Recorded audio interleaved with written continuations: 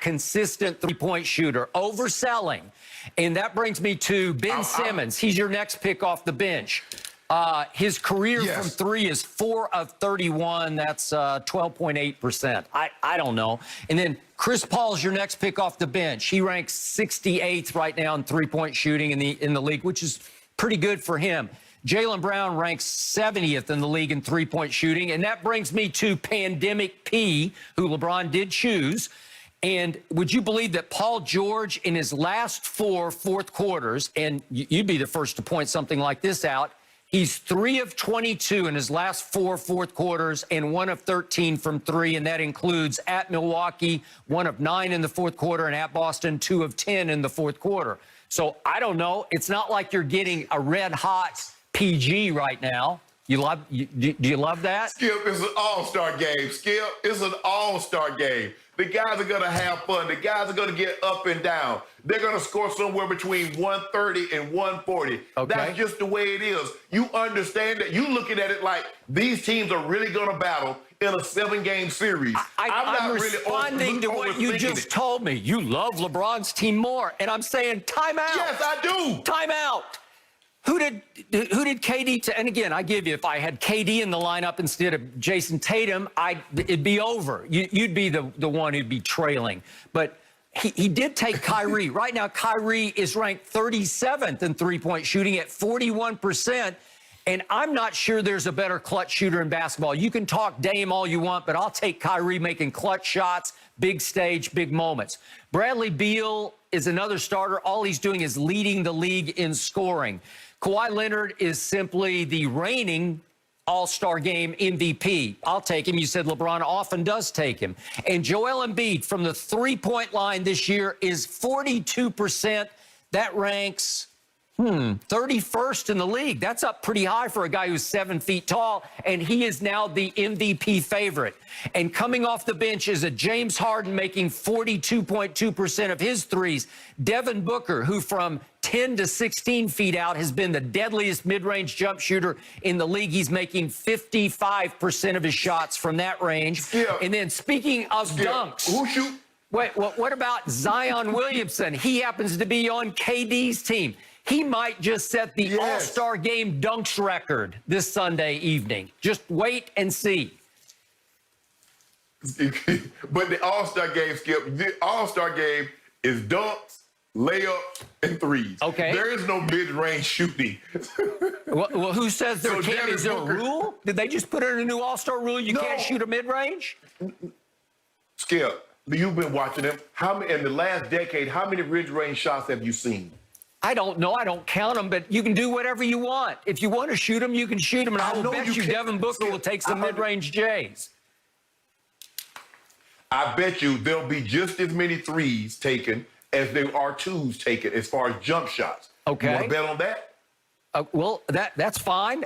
No, I don't. But if we want to talk three-point shooting, your man LBJ is often LB no J from 3 because he's on a terrible going south jag of three-point shooting. He's shooting 36%, Skip. 35%, right? 35.8. You round up 36%. All right. And that's down from that red hot, what was he, 42% for a while? He's a career 34% three-point shooter. He's way below average. And you're trying to tell me his team of shooters is better than KD's team of shooters? I think I just shot big holes in your argument. No, Skip. I love the shooters that he has. He has guys that can drive the ball himself. Giannis, guys that can drive, put pressure on the interior, and kick the ball out. Can Nikola Jokic shoot threes? So we'll put Joel Embiid outside.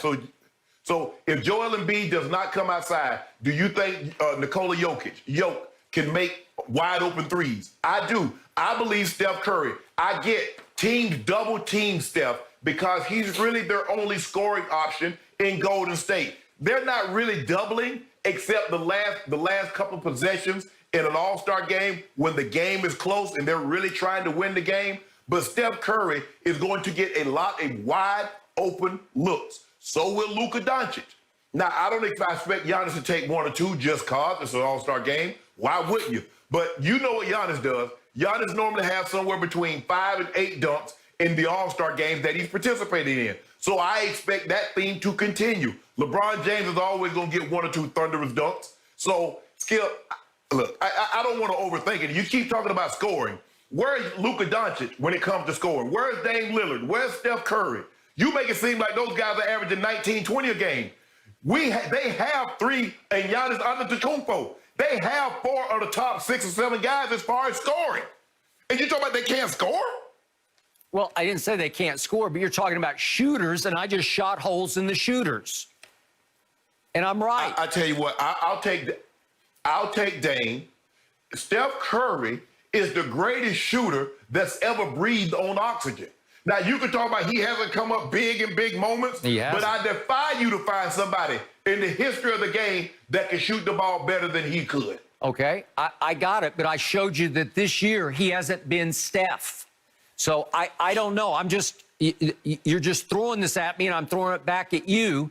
And yet, let me close my case by telling you that you are sweeping under your carpet the fact that LeBron James took pandemic P, Paul George, and that should unclose your case because you don't like him. You ridicule him on a daily basis on this show, and your man LeBron just picked him. Am I right? We picked him. We did pick him. And watch what he does in the All-Star game. Okay. I'm not overly concerned. Look, it's an All-Star game.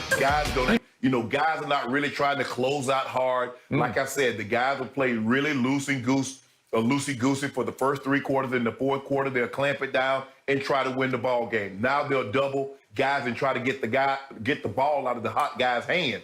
But I'm good. I like what LeBron has. I love Luka. I love Steph. Are you good with LeBron's explanation for why he chose pandemic P? If we could please hear this for you to respond to. Okay.